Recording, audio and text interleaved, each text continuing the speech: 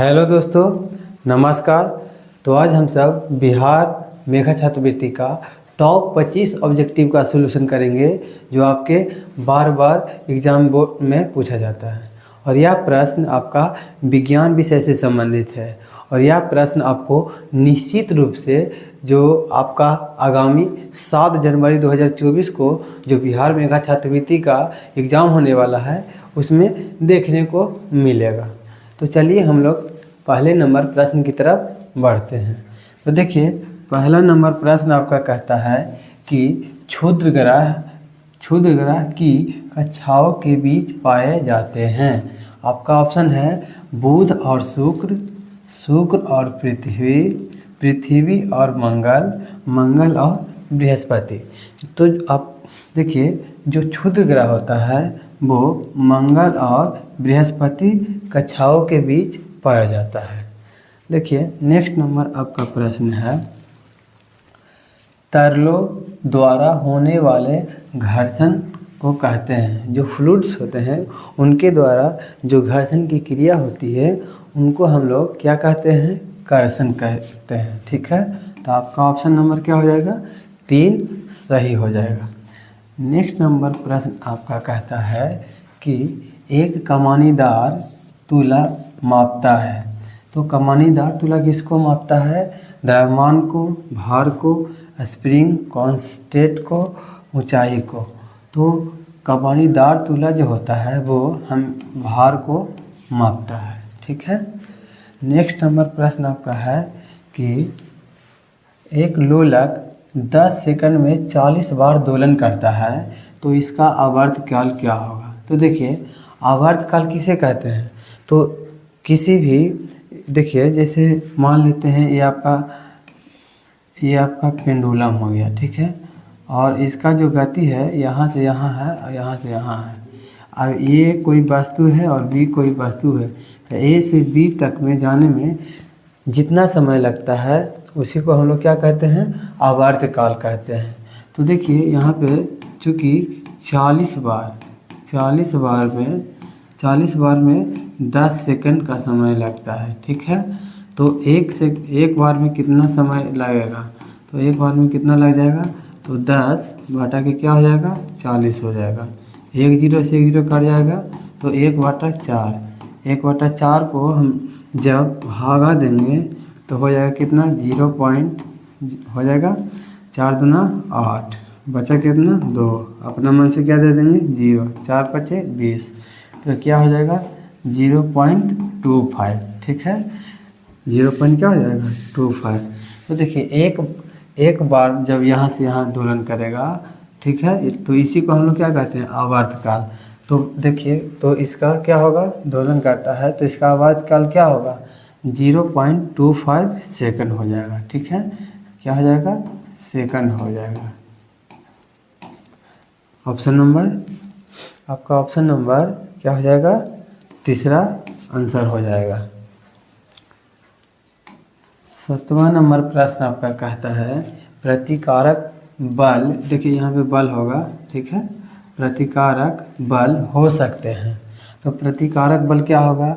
घर्षण होगा कि इलेक्ट्रोस्टैटिक होगा कि चुंबकीय होगा, या तो इलेक्ट्रोस्टैटिक या चुंबकीय। तो जो प्रतिकारक बल होते हैं वो क्या होता है? इलेक्ट्रोस्टैटिक होते हैं। ठीक, अब हम नेक्स्ट नंबर प्रश्न की तरफ बढ़ते हैं। तो देखिए, नेक्स्ट नंबर प्रश्न आपका कहता है दबाव और क्या हो जाएगा? बल हो जाएगा। ठीक है, बल किसके द्वारा संबंधित है? तो हम लोग जानते हैं क्या कि जो दाब बराबर फार्मूला होता है, दाब बराबर फार्मूला क्या होता है? बल बटा में क्या हो जाएगा? क्षेत्रफल। बल बटा में क्या हो जाएगा? क्षेत्रफल। तो देखिए, हमें सभी ऑप्शन में बल के बराबर है। दाब बराबर तो बल माने क्षेत्रफल होता नहीं है, दाब को ही हम लोग दबाव के नाम से जानते हैं। तो देखिए, ये तो आपका हो जाएगा दाब, और ये भागा में है तो ये हो जाएगा क्या? गुना में क्षेत्रफल हो जाएगा। ठीक है, और ये किसके बराबर हो जाएगा? तो बल के बराबर हो जाएगा। ठीक, तो आपका जो ऑप्शन होगा कौन सा सही हो जाएगा? दाब गुना क्षेत्रफल, यानी ऑप्शन नंबर ए आपका क्या हो जाएगा, राइट आंसर हो जाएगा। नेक्स्ट नंबर प्रश्न आपका कहता है कि एक छवि का प्रभाव रेटिना पर बना रहता है। छवि यानी प्रतिबिंब। जब हम किसी वस्तु को देखते हैं और फिर उस तरफ से हम अपने आँखों को हटा लेते हैं तो फिर भी उसका प्रतिबिंब हमारे आँख के रेटिना पर कितने समय तक बना रहता है, तो कितना, तो 1/16वां भाग, 1 सेकंड का 1/16वां क्या हो जाएगा, भाग तक। ठीक है। नेक्स्ट नंबर है आपका कि प्रकाश की किरण दर्पण के समतल से 20 डिग्री का कोण बनाते हुए दर्पण पर आपतित होती है। आपतित और परावर्तित किरणों के बीच का कोण होगा। तो जैसे देखिए, ये हमारा मान लेते हैं समतल दर्पण हो गया, और समतल दर्पण से 20 डिग्री का कोण बनाते हुए दर्पण पर आपतित होती है।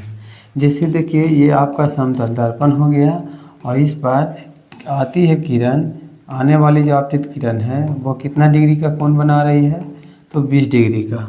तो देखिए, हम लोग जानते हैं कि जाने वाली किरण जो परावर्तित किरण होगी वो भी कितना डिग्री का कोण बनाएगा, 20 डिग्री का। बीच में क्या हो जाता है, अभिलंब। तो देखिए, यहाँ से यहाँ अगर हम देख रहे हैं तो यहाँ से यहाँ टोटल कितना हो जाएगा, 90 डिग्री हो जाएगा। ये वाला पर्सन जो आपका हो जाएगा, होना चाहिए, ये कितना हो जाएगा, 90 डिग्री होगा। तो यहाँ से यहाँ कितना है, 20। तो ये वाला कोण जो आपका हो जाएगा, ये आपका क्या हो जाएगा, 70 डिग्री हो जाएगा। तो ये 70 होगा तो ये भी क्या हो जाएगा, 70 डिग्री हो जाएगा। ठीक है। अब देखिए, तो कहता है कि आपतित और परावर्तित किरणों के बीच का कोण, आपतित किरण ये था और परावर्तित किरण ये था, इसके बीच का कोण, तो इसके बीच का कोण कितना पड़ रहा है, तो 70। ठीक है, प्लस यहाँ से यहाँ देखिए तो इस वाला भी 70, तो 70 कितना हो जाएगा, 140 डिग्री। तो इसका राइट आंसर क्या हो जाएगा, ऑप्शन नंबर तीसरा। ठीक है। नेक्स्ट नंबर प्रश्न आपका कहता है कि ध्वनिक तरंग का तारत्व किस पर निर्भर करता है। तो ध्वनिक तरंग का जो तारत्व है वो उसके आवृत्ति पर निर्भर करता है। ठीक है। नेक्स्ट नंबर प्रश्न आपका है कि निम्नलिखित में से कौन थर्मोप्लास्टिक का उदाहरण है। ठीक है। थर्मोप्लास्टिक कौन है इसमें से, पॉलीथीन है कि पीवीसी है, 1 और 2 दोनों है, इनमें से कोई नहीं। तो इसका आंसर जो हो जाएगा 1 और 2 दोनों हो जाएगा। ठीक है, पॉलीथीन भी हो जाएगा और पीवीसी भी आपका क्या आता है, थर्मोप्लास्टिक के अंतर्गत आता है। नेक्स्ट नंबर प्रश्न है आपका, ज्वाला का कौन सा भाग सबसे गर्म होता है, नीला, पीला, काला, इनमें से कोई नहीं। तो इसका जो राइट आंसर हो जाएगा आपका ऑप्शन नंबर 1 हो जाएगा, यानी नीला। नीला जो होता है वो क्या होता है, मोमबत्ती का बाह्य क्षेत्र होता है। ठीक है, मोमबत्ती के बाह्य क्षेत्र को हम लोग नीला भाग कहते हैं और ये सबसे गर्म भाग होता है। नेक्स्ट नंबर प्रश्न आपका है, कहता है कि क्रोमियम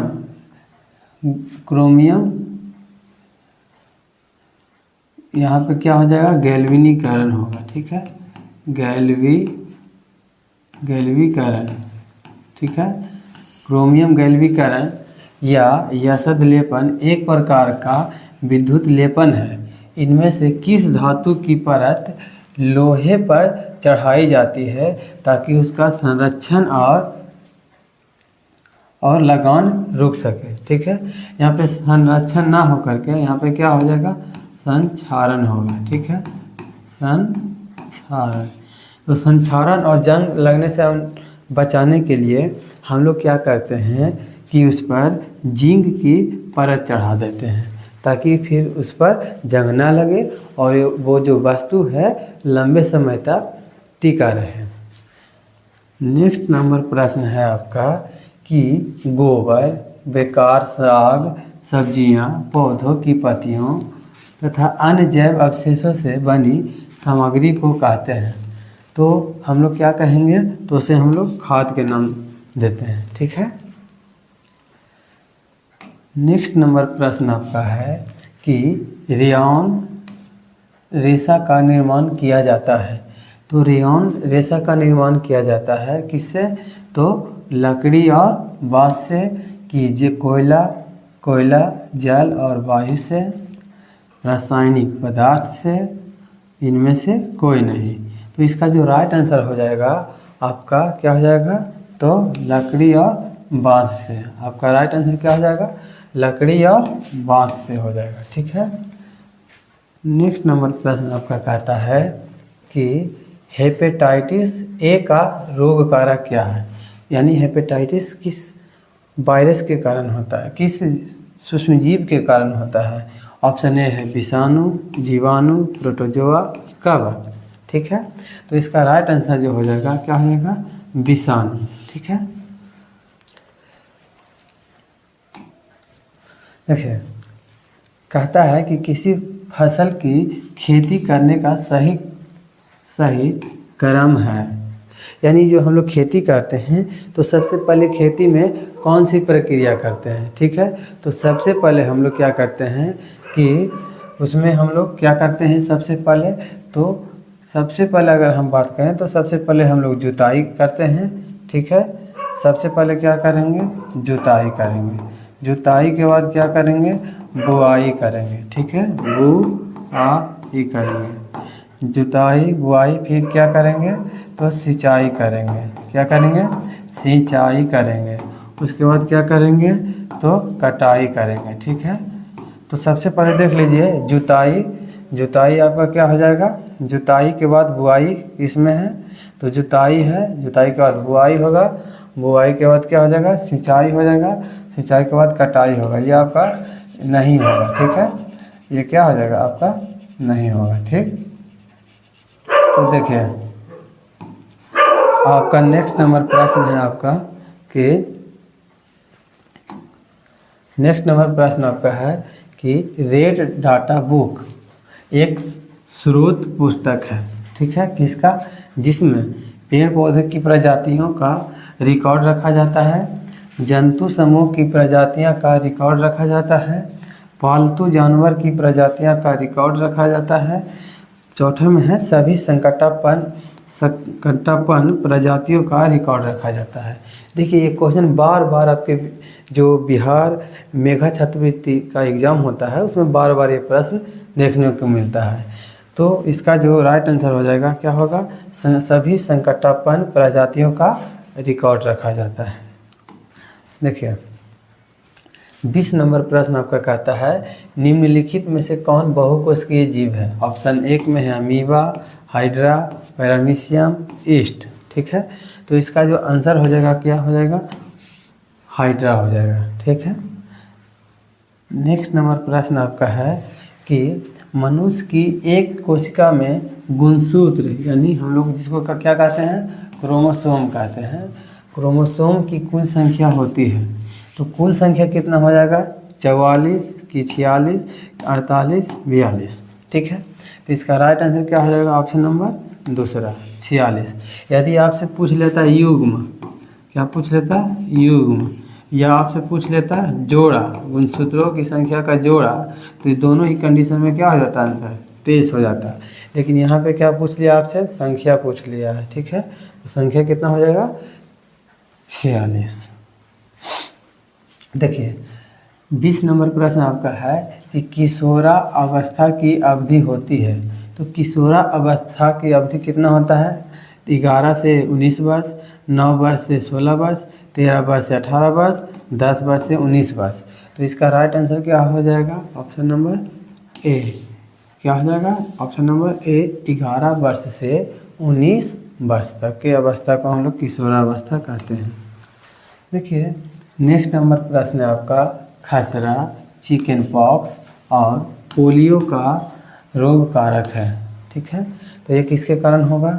विषाणु के कारण, जीवाणु के कारण, प्रोटोजोआ के कारण, कवक के कारण। तो खसरा, चिकन पॉक्स और पोलियो जो होता है वो विषाणु के कारण हो जाएगा। ठीक है। ऑप्शन नंबर एक आपका क्या हो जाएगा? राइट आंसर हो जाएगा। देखिए,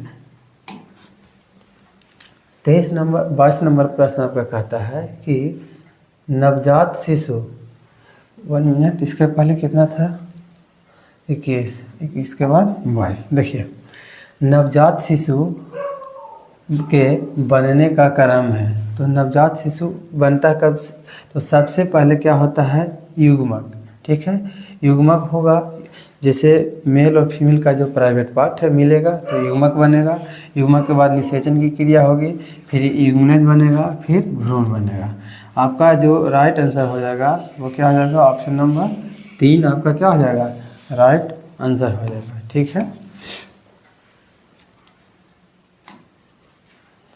25 नंबर प्रश्न है, 23 नंबर की महिला में किस उम्र से रजोनिवृत्ति प्रारंभ होती है। रजोनिवृत्ति का मतलब जो है मासिक धर्म जो महिलाओं में होता है वो कब से समाप्त होने लगता है। ठीक है, तो 35 से 40 वर्ष की उम्र से, 45 से 50 वर्ष की उम्र से, 55 से 60 वर्ष की उम्र से, 65 से 70 वर्ष की उम्र से। तो इसका जो राइट आंसर हो जाएगा ऑप्शन नंबर 2 हो जाएगा। ठीक है, क्या हो जाएगा ऑप्शन नंबर 2, 45 से 50 वर्ष की उम्र से।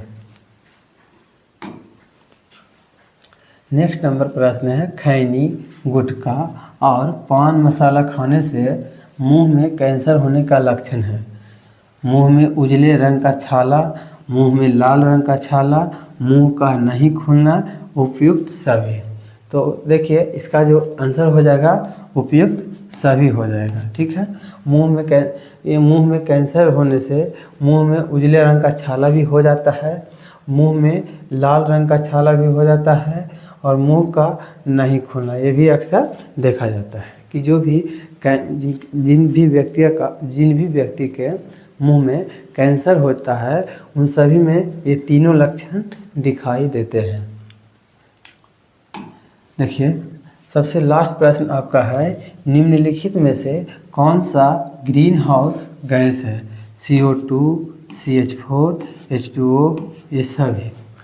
ठीक है, तो इसका जो राइट आंसर हो जाएगा ये सभी गैस के कारण क्या होता है, ग्रीन हाउस प्रभाव इफेक्ट, यानी को ग्रीन हाउस प्रभाव को बढ़ाने वाली ये तीनों गैसें हैं। CO2 है, CH4 मीथेन हो गया, H2O जल हो गया।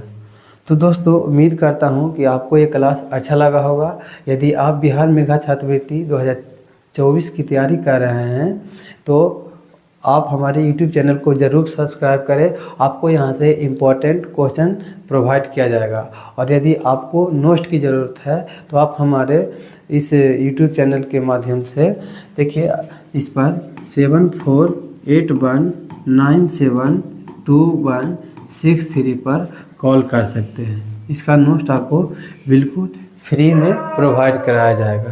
तो फिर मिलेंगे हम अगले वीडियो में। यदि वीडियो अच्छा लगा होगा तो प्लीज़ सब्सक्राइब करें एंड शेयर भी करें। धन्यवाद।